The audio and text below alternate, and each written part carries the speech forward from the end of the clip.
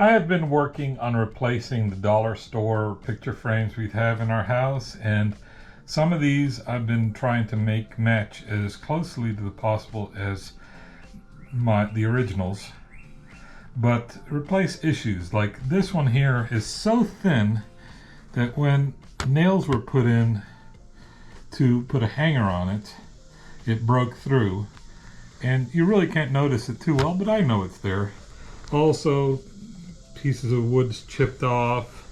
I kind of like the style of this one, so I'm going to replicate it as best as I can. But one thing I'm not going to replicate is the fact that this is a piece of junk. So there's no glass on this one. The new one's going to have glass, so it's got to have to be thicker than this 1/8 of an inch or whatever it is. And well, it's like 5/8 maybe. And I'm gonna make it thicker and a little bit more robust, and I'm gonna use this almond wood. This almond wood was harvested from a tree in my brother's yard, and I've still got quite a bit of it. Now, here's the problem with almond wood. It's absolutely gorgeous right now, right? Look at that yellow. That is phenomenal. And it's because I just milled it. What will happen is, most likely, and this has happened to me in the past with almond wood, when I put a finish on it, it's going to turn a dark brown. It'll still be pretty, and it'll have beautiful grain, but it won't have this beautiful yellow anymore. So that's kind of sad. But this is the project we're going to do for today. So I'm going to be making 3 picture frames in this style, and it's got, as you can see here, let me see if I can zoom in a little bit. It's got a stepped top and a bottom. These are kind of stepped, and the sides are curved. So what we're going to start with is make a picture frame with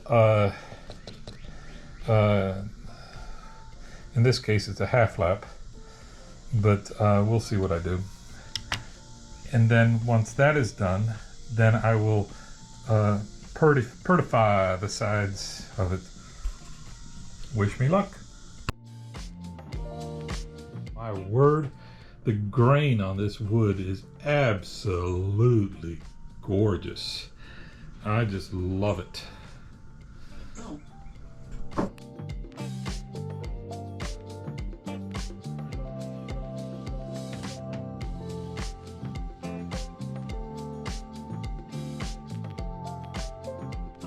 I have cut the dados in for all 3 frames. So we have the stiles and the rails. And I am debating on how I'm going to assemble this. I have these a little bit longer than they need to be. So what I think I'm going to do is I'm going to cut another shape in here. It's going to be kind of tough now, but I'm going to do it. And that way I can have a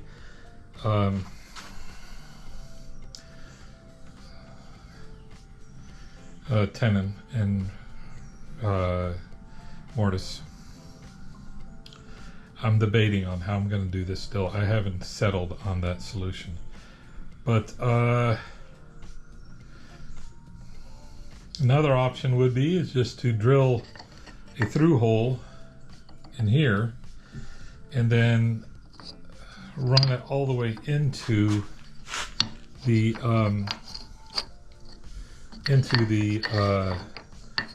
side piece there, and then just run a dowel into it.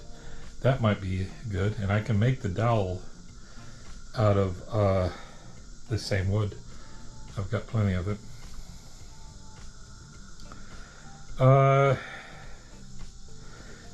I'll have to think about this. I don't know if I like that dowel solution.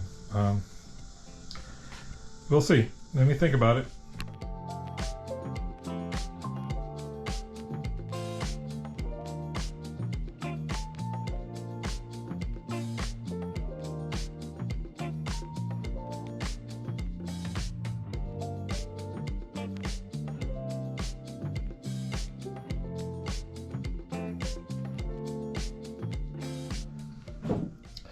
I decided that I'm going to use a spline. So you saw me cut what I'm going to be doing. And so the idea is that I'm going to have the spline here on the, let's see if I can put that in the camera like that. A spline that is going to bridge this and the ends of the long pieces.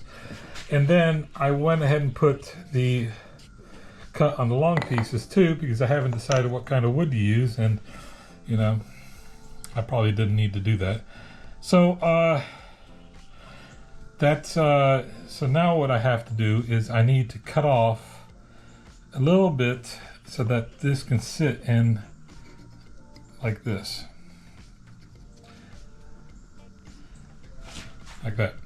Then I'm going to decide on what kind of wood to use for the spline. I might do a contrasting wood. We'll see. The downside of doing a contrasting wood is that the picture frame that I'm working off of has these little steps. And if I do contrasting wood, when I do that final step, I might actually go touch the contrasting wood. So that is a problem for a later time.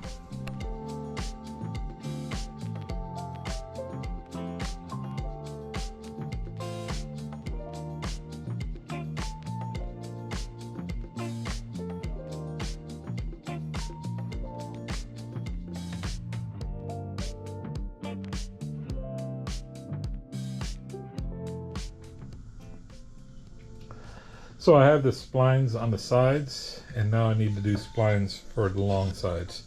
That's going to be kind of tough because I need to make them match up pretty tight. But I think that we'll do it. And what I'll do is I'll sneak up on it and we'll get her done.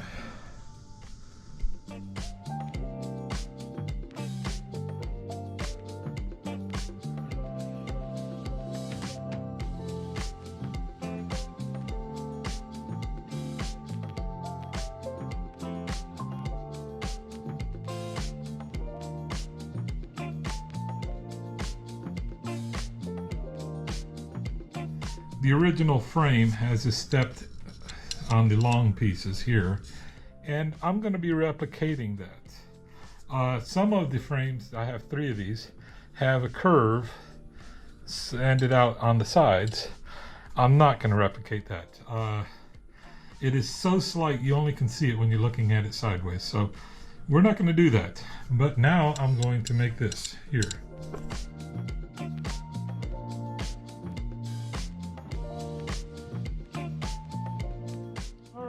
So I cut the step for the frame here, and I only have one last thing to do, is kind of round those corners off. But there's one small problem. I don't want to. I kind of like the sharp edge step look better. So guess what? These are my picture frames. And even though I'm going to match the original somewhat, that doesn't mean I have to do it exactly. So these frames are done except for finish.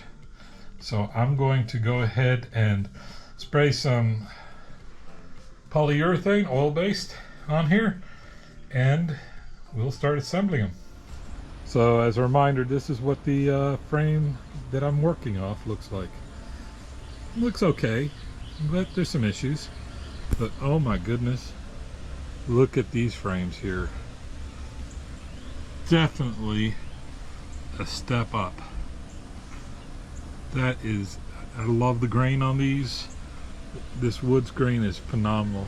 There's still some yellow showing through here. It's going to get dark, it's going to turn brown, but other than that, fantastic.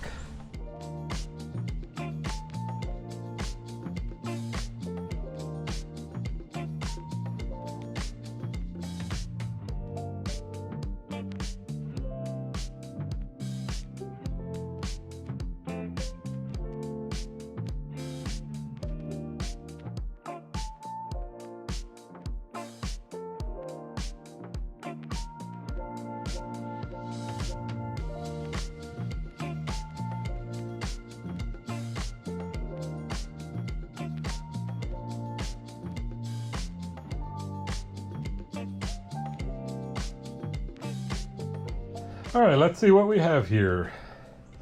We have a nice shot of Horseshoe Falls in Niagara Falls here. And we have another shot of Horseshoe Falls at Niagara Falls. And then finally, we have a panda bear at the Atlanta Zoo. These 3 photos and 3 frames look fantastic. And that's another project done.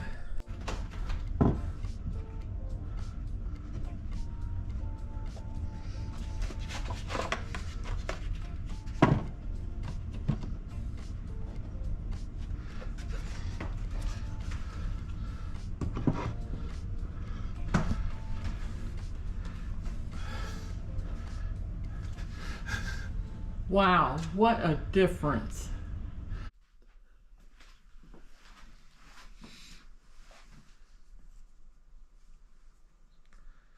Good. Finally, after every woodworking project, you should always count your fingers. You end with 10. Good job.